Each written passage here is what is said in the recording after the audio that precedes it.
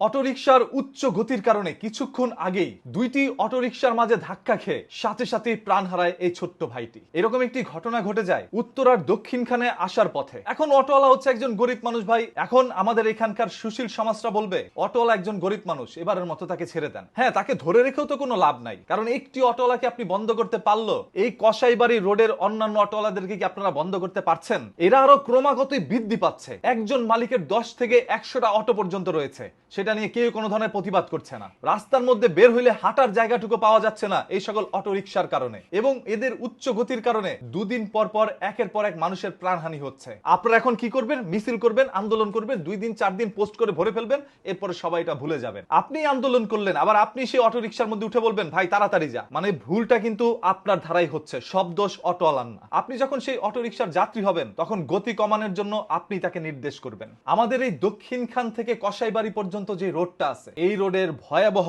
অবস্থা ভাই। রিকশাগুলো এমন ভাবে জ্যাম বাজায় রাখে, ঘন্টার পর ঘন্টা দাঁড়িয়ে থাকার পরও আপনি বাসায় ফিরতে পারবেন না। পুরো ঢাকা শহর ঘুরতে আপনার যতক্ষণ সময় লাগবে, আপনার শুধু কসাইবাড়ি থেকে দক্ষিণখান আসতে ততক্ষণ সময় লাগবে। আন্দোলন করতে হইলে এই অটো রিকশার পরিমাণ কমান, এদের গতি রোধ করেন, তাহলে হয়তোবা এই ভাইটির মতো করে আর কেউ এই দুনিয়া থেকে চলে যেতে হবে না। সুশীল সমাজের কথা কানে নেওয়ার সময় নাই। এরা ঘরে বসে বসে দুইটা মিষ্টি কথা বলতে পারবে, কিন্তু কোনো সমস্যার সমাধান দিতে পারবে না।